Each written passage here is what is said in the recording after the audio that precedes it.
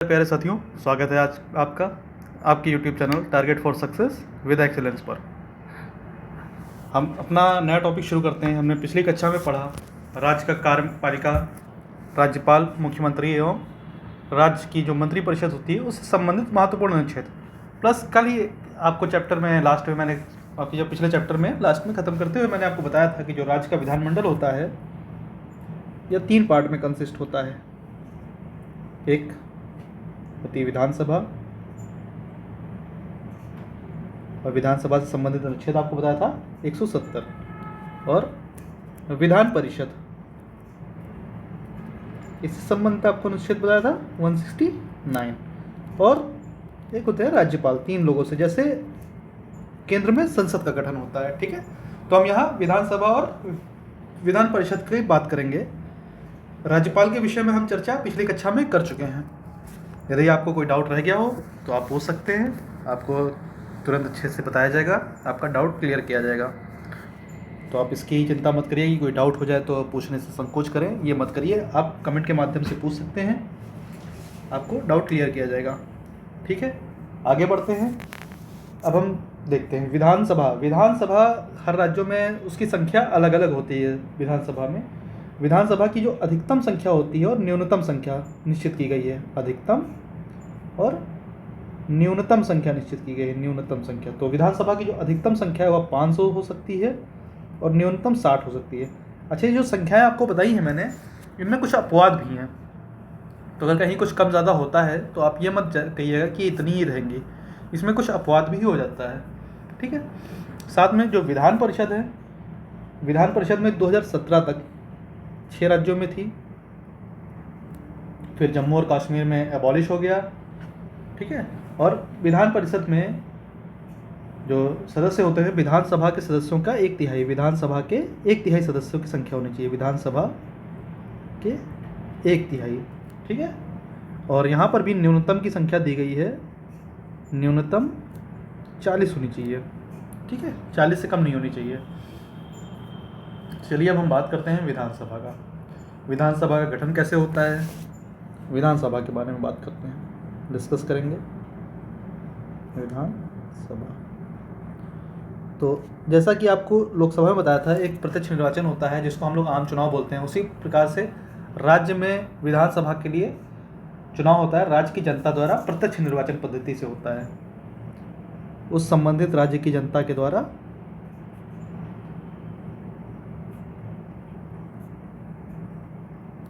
प्रत्यक्ष निर्वाचन पद्धति से होता है। ठीक है,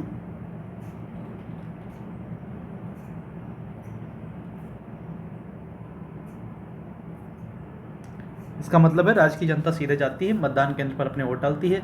और यह मतदान कौन कराता है, केंद्र। चलिए ठीक है, अब ये बहुत बढ़िया इंटरेस्टिंग क्वेश्चन है। जो लोकसभा इलेक्शन होता है तो जो केंद्रीय मतदान होता है, सेंट्रल वोटिंग कमीशन, ठीक है, केंद्रीय निर्वाचन आयोग जिसको बोलते हैं, वह कराता है। और राज्य में एक राज्य निर्वाचन आयोग होता है, जिसके राज्य निर्वाचन आयोग के सदस्यों की नियुक्ति राज्यपाल करता है। तो अब यह सवाल ये है, जो राज्य की विधानसभा का चुनाव है, या क्या राज्य निर्वाचन आयोग कराएगा या केंद्र निर्वाचन आयोग कराएगा। तो आपके इस सवाल का जवाब देते हैं, ये जो विधानसभा के सदस्यों का चुनाव होता है, इसे भी केंद्रीय निर्वाचन आयोग ही कराता है। ठीक, यह चीज़ आपको ध्यान देने वाली है। साथ में जो निर्वाचन क्षेत्र का गठन होता है वो समानता के आधार पर बनाया गया है। ठीक है, यानी कि जो सीटें दी जाएंगी वो भौगोलिक और जनसंख्या के आधार पर हर राज्यों में अलग अलग सीटें बांटी गई हैं। ठीक है, जैसे अरुणाचल प्रदेश के पास 60 सीटें हैं। कुछ न्यूनतम सीटें आपको डिस्कस कर रहे हैं। सिक्किम एक हमारा राज्य है, सिक्किम को देखिए यहाँ पर यह अपवाद आ गया, 32 सीटें हैं सिर्फ। ठीक है, जैसे गोवा में 40 सीटें हैं, यह भी न्यूनतम से कम है पर अपवाद है। ठीक है, नागालैंड में 60, मिजोरम में करीब 40 सीटें हैं। ठीक है, और पुदुचेरी में 30 सीटें हैं, जबकि लद्दाख में तो अभी सीटों का कुछ अभी हो रहा है, वह आगे स्थिति क्लियर होने पे आपको बता दिया जाएगा। लद्दाख में तो शायद विधानसभा बन ही नहीं रही है। आगे बढ़ते हैं। ठीक है, राज्य में जो विधानसभा के चुनाव होते हैं, विधानसभा की जो सीटें होती हैं, उसमें अनुसूचित जातियों और अनुसूचित जनजातियों के लिए उस राज्य में उनकी जितनी जनसंख्या है उसी के अनुपात में स्थान आरक्षित किए गए हैं, यह भी आपको पता होना चाहिए। और 2019-2020 से 104वां संविधान संशोधन है, ये बहुत महत्वपूर्ण है, याद रखिएगा, कई जगह यूज़ होता है। यह हमने आपको बताया था जो लोकसभा में राष्ट्रपति मनोनीत करते हैं 2 एंग्लो इंडियन को, वो ख़त्म किया गया था। साथ में राज्य में राज्यपाल के द्वारा भी यहाँ पर पहले 1 एंग्लो इंडियन मनोनीत किए जाते थे, 1 एंग्लो इंडियन, वो भी ख़त्म कर दिए गए। ठीक है। और जो विधानसभा सदस्यों का चुनाव होता है यह सार्वभौमिक निर्वाचन, वयस्क मताधिकार, सार्वभौमिक वयस्क मताधिकार जो आपको बताया गया था। वयस्क मताधिकार क्या है? 18 वर्ष या उसके ऊपर की आयु पूर्ण करने वाला हर व्यक्ति मतदान के लिए योग्य है, भारत का नागरिक होना चाहिए। ठीक है। अच्छा, जो विधानसभा का सदस्य है, विधानसभा का सदस्य निर्वाचित होने की जो योग्यता है, सदस्य निर्वाचित होने की योग्यता, इसमें सीधे कहा गया है कि आप भारत के नागरिक हों। ठीक है, रेजिडेंट ऑफ नागरिक हों। ठीक है। दूसरा, इनकी उम्र जो है 25 वर्ष न्यूनतम। ठीक है, 25 या उससे अधिक। ठीक है। साथ में एक और बात है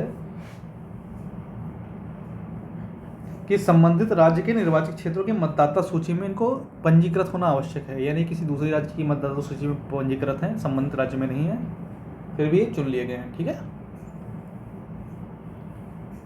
आगे बढ़ते हैं। जो आपके लिए हमने बताया, अनुसूचित जाति और अनुसूचित जनजातियों के सदस्यों के लिए सीटें आरक्षित कर दी जाती हैं जो उनकी जनसंख्या के आधार के अनुपात पर यदि अनुसूचित जाति व अनुसूचित जनजाति के सदस्य अनारक्षित सीटों पर चुनाव लड़ना चाहें तो वह लड़ सकते हैं। ठीक। विधानसभा का गठन हुआ, विधानसभा के सदस्य चुन लिए गए, अब हुआ विधानसभा का गठन। अब विधानसभा का गठन हुआ तो वहाँ पर एक अध्यक्ष होना चाहिए। तो अब आते हैं विधानसभा अध्यक्ष पर।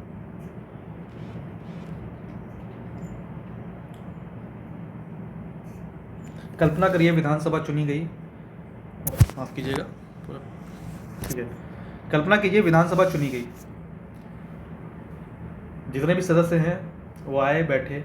अब विधानसभा अध्यक्ष कौन बनेगा? इलेक्शन करना है, जो भी सदस्य आए सबको शपथ दिलानी है, तो वहाँ पर एक अंतरिम अध्यक्ष चुने जाते हैं। अंतरिम अध्यक्ष का कॉन्सेप्ट है, ऐसा लोकसभा में भी किया जाता है, वहाँ प्रोटेम स्पीकर अंतरिम अध्यक्ष बोलते हैं, यहाँ पर भी अंतरिम अध्यक्ष है, प्रोटेम स्पीकर चुने जाते हैं। प्रोटेम स्पीकर वह होते हैं जो उस विधानसभा में, जो विधानसभा चुनी गई है उस विधानसभा में जो सबसे वरिष्ठ सदस्य होते हैं, अर्थात जिनकी उम्र सबसे ज़्यादा होती है, उन्हें वरिष्ठ सदस्य बोलते हैं, सर्वाधिक वरिष्ठ सदस्य, उनको प्रोटेम स्पीकर चुना जाता है। वो प्रोटेम स्पीकर या जो प्रोटेम स्पीकर चुने जाते हैं वो क्या करते हैं? सभी सदस्यों को, नए सदस्यों को शपथ दिलाते हैं, साथ ही निर्वाचन करवाते हैं विधानसभा अध्यक्ष का।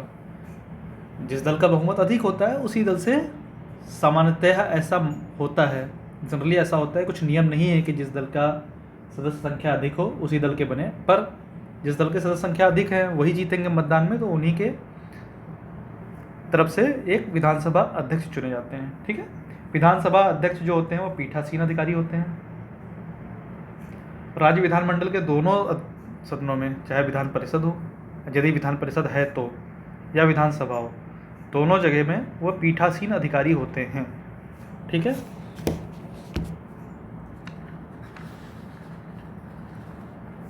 आगे बढ़ते हैं।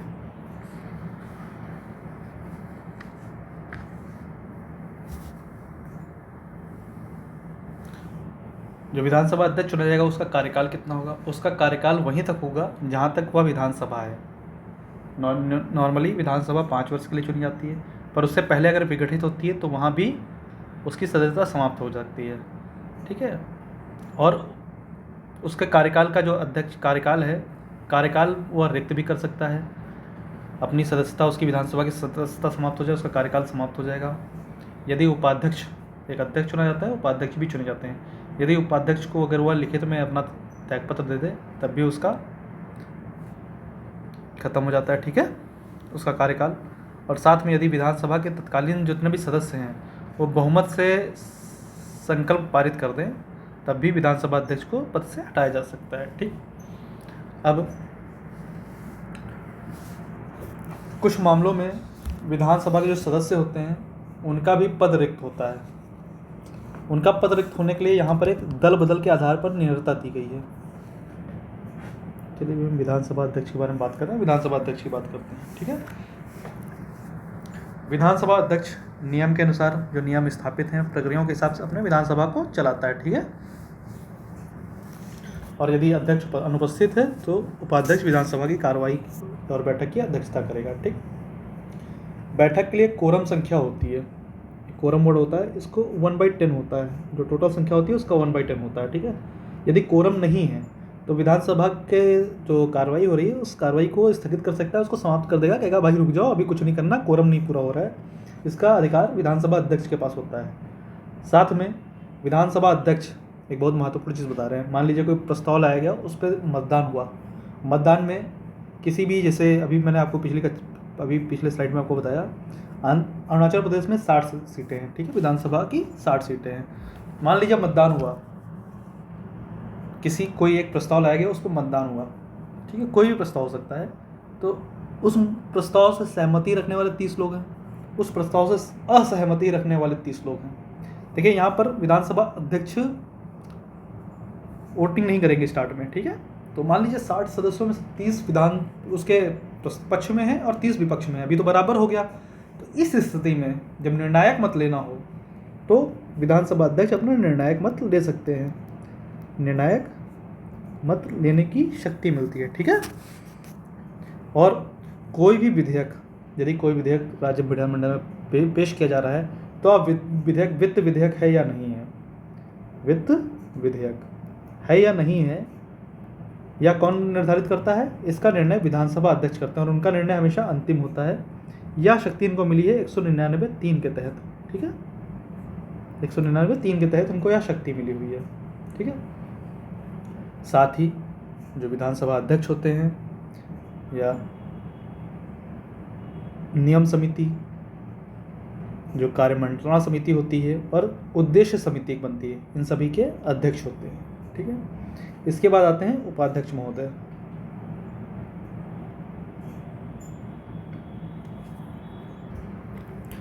उपाध्यक्ष भी विधानसभा के जो सदस्य होते हैं वो अपने बीच से एक उपाध्यक्ष चुनते हैं, जैसे विधानसभा अध्यक्ष चुने जाते हैं। ठीक है, विधानसभा अध्यक्ष जब भी अनुपस्थित होते हैं तो उपाध्यक्ष उनके कार्यों और उत्तरदायित्वों का निर्वहन करते हैं, उनका कार्य करते हैं। ठीक है, और इस 5 वर्ष का उनका भी कार्यकाल होता है जब तक विधानसभा का कार्यकाल होता है, और साथ में इससे पूर्व भी वह अपना पद अगर चाहें तो छोड़ सकते हैं अध्यक्ष को एक लिखित इस्तीफा देके, या किसी कारणवश उनकी विधानसभा की सदस्यता समाप्त हो जाए। विधानसभा की सदस्यता समाप्त होने के कुछ नियम हैं, जैसे दल बदल के आधार पर, दोहरी सदस्यता, त्यागपत्र देते हैं, या 60 दिन तक अनुपस्थित रहते हैं। ठीक है, साथ ही कुछ अन्य मामले होते हैं, यदि न्यायालय उनके निर्वाचन को अमान्य ठहरा दे, सदन से निष्कासित कर दिया जाए। ठीक है,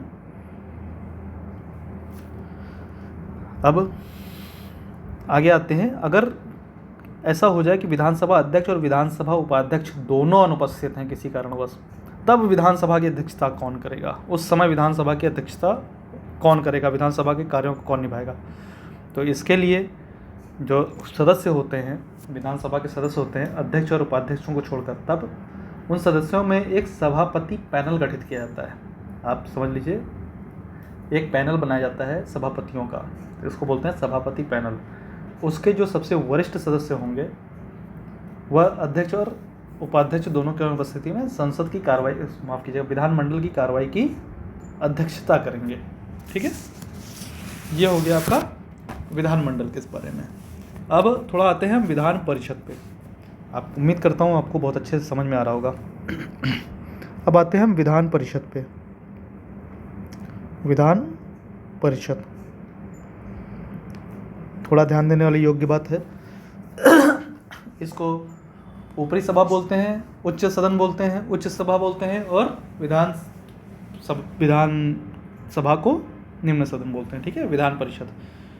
विधान परिषद वर्तमान में किन किन राज्यों में है? यूपी, बिहार, महाराष्ट्र, कर्नाटका। आप नोट कर लीजिए। उत्तर प्रदेश में है, बिहार, महाराष्ट्र, ठीक है, कर्नाटका, साथ में आंध्र प्रदेश एंड तेलंगाना। इतने राज्यों में विधान परिषद है और बाकी राज्यों में विधान परिषद नहीं है। आप पूछेंगे सर विधान परिषद इन राज्यों में कैसे बन गई, बाकी राज्यों में क्यों नहीं बनी है? तो विधान परिषद के सृजन होने की एक प्रक्रिया है, वह प्रक्रिया मैं आपको बताता हूँ। यदि किसी राज्य में विधान परिषद का सृजन किया जाना है तो उस राज्य की विधानसभा क्या करती है? उस राज्य की जो विधानसभा होगी, विधानसभा 2/3 बहुमत से, ठीक है, 2/3 बहुमत से संकल्प पारित करेगी,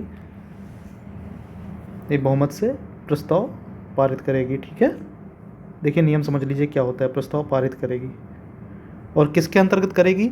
इसके लिए अनुच्छेद 169, अनुच्छेद 171(1) और अनुच्छेद 171(2) के तहत प्रावधान दिए हुए हैं समस्त। ठीक है, प्रस्ताव पारित करेगी। प्रस्ताव पारित किया, इसके बाद यह प्रस्ताव जाएगा देश की संसद के पास, यानी कि देश की संसद में लोकसभा, राज्यसभा और राष्ट्रपति।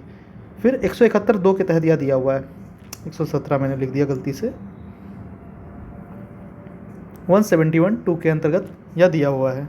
ठीक है, यहाँ पर लोकसभा एंड राज्यसभा दोनों पारित करेंगी, इस प्रस्ताव को मंजूरी देंगी। पारित कर दिया दोनों ने, फिर यह राष्ट्रपति मंजूरी देंगे, उसके पश्चात राष्ट्रपति के हस्ताक्षर होंगे, राष्ट्रपति मंजूरी देंगे और राष्ट्रपति की मंजूरी देते ही उस राज्य की जो विधान परिषद है, संबंधित राज्य की विधान परिषद अस्तित्व में आ जाती है।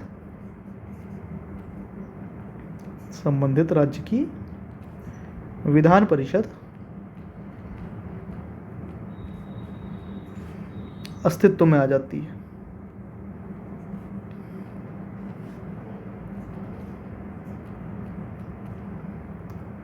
ठीक है, अब अस्तित्व में आ गई तो इनमें सदस्यों का निर्वाचन कैसे होता है? ठीक, साथ में इसकी जो संख्या है विधानसभा के सदस्यों की, विधानसभा की जो संख्या है उसकी 1/3 होनी चाहिए, 1/3 से अधिक नहीं होगी और न्यूनतम 40 होगी। ठीक है, या अधिकतम और न्यूनतम संख्या दे दी गई है। अब इनके सदस्यों का निर्वाचन बता देते हैं आपको कैसे होता है, क्योंकि इनके सदस्यों का निर्वाचन डायरेक्ट नहीं होता। जैसे विधानसभा में आपको बताया प्रत्यक्ष मतदान पद्धति से, ऐसा इसमें नहीं होता है। फिर यहाँ निर्वाचन बताते हैं। इनके जो कुल सदस्य होते हैं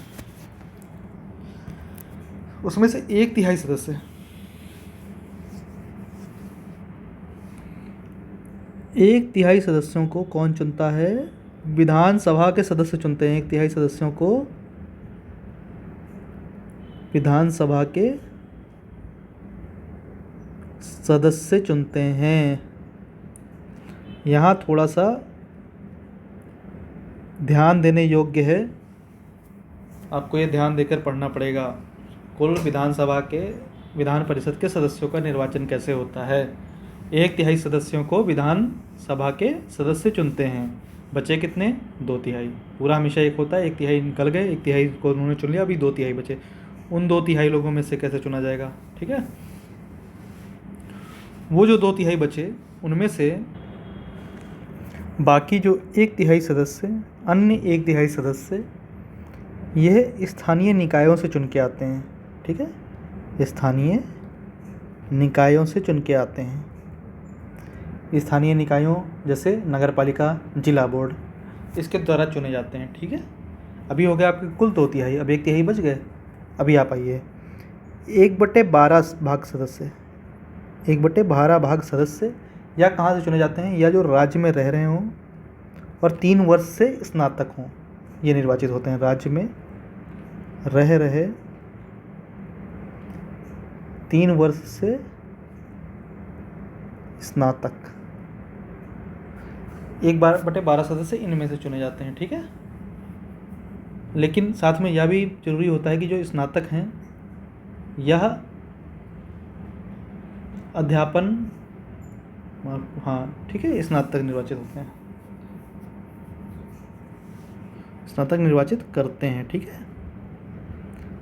अब आगे आते हैं। और 1/12 जो सदस्य होते हैं इनकी नियुक्ति कौन करते हैं? इनकी नियुक्ति 3 वर्ष से जो अध्यापन कर रहे हो, 3 वर्ष से अध्यापन कर रहे हो, वह चुने जाते हैं। 3 वर्ष से अध्यापन कर रहे हों। लेकिन यह जो अध्यापन कर रहे हैं यह चुनते हैं, ठीक है, 1/12 सदस्य। लेकिन ये जो अध्यापन कर रहे हैं या माध्यमिक स्कूलों से लेवल के कम नहीं होने चाहिए, प्राथमिक स्तर पे मान्य नहीं होंगे, ठीक है, माध्यमिक से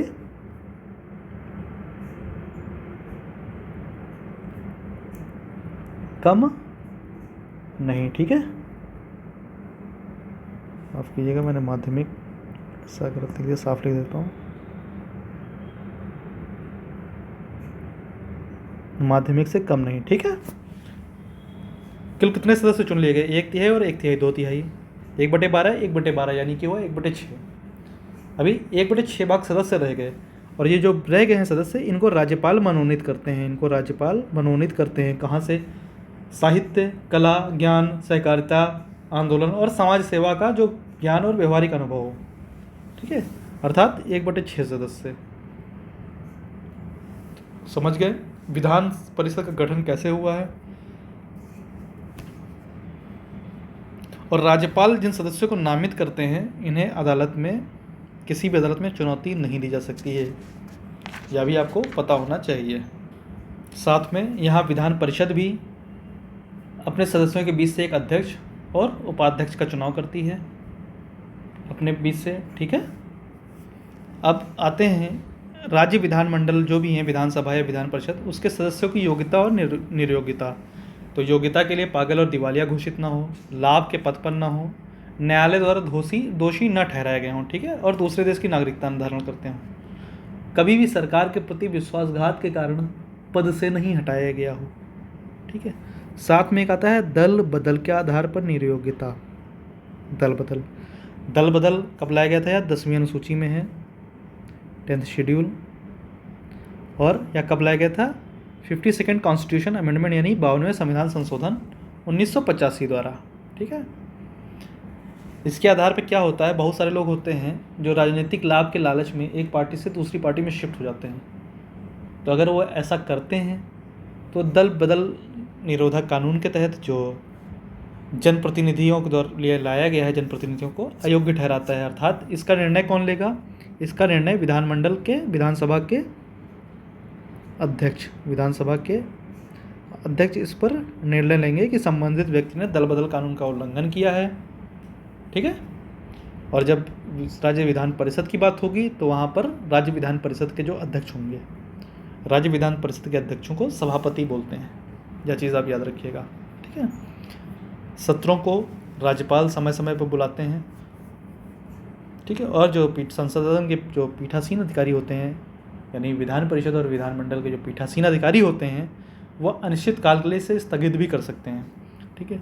एक कोरम वर्ड आपको हमने बताया था, गणपूर्ति जिसको बोलते हैं, वह आता है आर्टिकल 189 के अंतर्गत। कोरम क्या होता है? जो 1/10वां हिस्सा है, 1/10 सदस्य, ठीक है।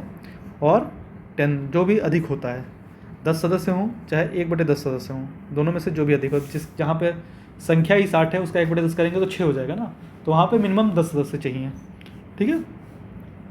यदि इतने उपस्थित नहीं हैं तो संबंधित पीठासीन अधिकारी कार्रवाई आगे नहीं बढ़ाएंगे, ठीक है। विधानमंडल का, विधानसभा का विघटन होता है, विधान परिषद का विघटन नहीं होता है, विधान परिषद स्थायी रहता है। विधानमंडल का जो, विधानसभा का जो विघटन होता है, वैसे नॉर्मली कार्यकाल 5 वर्ष का होता है इलेक्शन होने के बाद, लेकिन अगर बहुमत खो जाए या मुख्यमंत्री त्यागपत्र देते हैं तो 5 वर्ष से पूर्व भी विघटित हो जाती है। और विघटित हो गई तो सारे लंबित प्रस्ताव, मतलब जो प्रस्ताव आए हैं और पास नहीं हुए हैं, वो सब क्या हो जाते हैं? खुद से समाप्त हो जाते हैं, ठीक है। आगे बढ़ते हैं। विधानमंडल में एक विधायी प्रक्रिया कैसी होती है? तो इसकी विधायी प्रक्रिया जो है वह हमारे जो लोकसभा और राज्यसभा की एक केंद्रीय विधानमंडल है, उसकी विधायी प्रक्रिया के बहुत बराबर है, बहुत समानताएं हैं, ठीक है। धन विधेयक की यहाँ पर जो परिभाषा दी हुई है, धन विधेयक, उसकी परिभाषा 199 और 207 के तहत दी हुई है। ये सब हम अनुच्छेद बता रहे हैं, आपको जो संख्याएं हम बोल देते हैं, ठीक है। यहाँ 199 में धन विधेयक की परिभाषा दी है। संसद में हमने कितने में पढ़ाया था? जब लोकसभा को पढ़ा रहे थे उस समय 110 के तहत बताया हुआ था, ठीक है। धन विधेयक सिर्फ विधानसभा में स्थापित किया जाएगा, जैसे वहाँ पर धन विधेयक सिर्फ लोकसभा में स्थापित किया जाता था। ठीक है, जैसे वहाँ पे राज्यसभा 14 दिन के भीतर उसको पारित करना ही करना था, नहीं तो पारित माना जाता था धन विधेयक, वैसे यहाँ पर विधान परिषद का है। ठीक, और कोई विधेयक धन विधेयक है या नहीं, इसका निर्णय भी विधानसभा अध्यक्ष ही करते हैं। साथ में राष्ट्रपति राज्यपाल के समक्ष पेश किया जाता है विधेयक पास होने के बाद। मान लीजिए किसी विधानसभा और परिषद दोनों से विधेयक पास हुआ, और विधेयक पास होने के बाद जाता है वह राज्यपाल के पास। जहाँ पर सिंगल सदन है वहाँ पर सिर्फ विधानसभा से पास होकर राज्यपाल के पास जाएगा। अब यहाँ से राज्यपाल या तो उसको स्वीकृति दे देंगे, या तो होल्ड कर लेंगे, या ठीक है अपने पास होल्ड कर लेंगे, या फिर राष्ट्रपति की स्वीकृति के लिए होल्ड कर लेंगे। राष्ट्रपति की स्वीकृति के लिए रोक सकते हैं, स्वीकृति के लिए होल्ड कर सकते हैं। ठीक है, और या किस अनुच्छेद के तहत करते हैं, अनुच्छेद 201 के तहत करते हैं। ठीक है, लेकिन अगर कोई विधेयक धन विधेयक है तो उसको विधानमंडल के पुनर्विचार के लिए वापस नहीं भेज सकते हैं। समझ गए? यहाँ पर आपका राज्य विधानमंडल का जो टॉपिक था वह कंप्लीट हो गया है। अब हमारा जो अगला टॉपिक होगा वह होगा न्यायालय। न्यायालय के विषय में पढ़ेंगे। उसके बाद धीरे धीरे हम करते हुए आप ये समझ लीजिए कि हम पॉलिटी के समझ आपका लगभग आधा पॉलिटी समाप्त हो चुका है। कुछ चीज़ें बची हैं, जैसे अनुच्छेद 368 के अंतर्गत संविधान संशोधन, वो आपको पढ़ना है। केंद्र राज्य संबंध पढ़ने हैं न्यायालय के विषय में, इसके बाद हम शुरू ही कर देंगे। ठीक है, और कुछ जो राज्यों में विशेष प्रावधान है वो छोटे छोटे टॉपिक्स हैं। स्थानीय स्वशासन और संवैधानिक संस्थाएं, और जो गैर संवैधानिक जैसे संविधान इतर निकाय जिनको बोलते हैं, जो संविधान के इतर कुछ निकाय बने हैं उनके विषय में। ठीक है, साथ में संविधान के कुछ महत्वपूर्ण संशोधन जो आपके प्रश्न बहुत आते हैं आपके क्वेश्चन पेपर्स में। ठीक है, अनुसूचित जाति और जनजाति का प्रशासन बहुत छोटा टॉपिक है, वो आपको पढ़ा दिया जाएगा। भारत की राजभाषा, आपातकाल के विषय में आपको पढ़ाया जाएगा। ठीक है, यानी कि आपका लगभग 70% सिलेबस कवर हो चुका है, 30% बचा हुआ है। तो ऐसे ही मन लगा के पढ़ते रहिए, बहुत अच्छा करते रहिए, और पॉलिटी समाप्त होते ही मैं अपने चैनल पे इस टाइम पे सीधा इकोनॉमिक्स शुरू कर दूंगा। तो आप इस पे बने रहिए, पूरा वीडियो देखिए, अपने दोस्तों में शेयर करिए जो भी पढ़ने वाले आपको लगते हैं साथ में, क्योंकि यह बांटने से कभी घटता नहीं है। ठीक है, तो अभी ख़त्म करते हैं आज की क्लास। जय हिंद।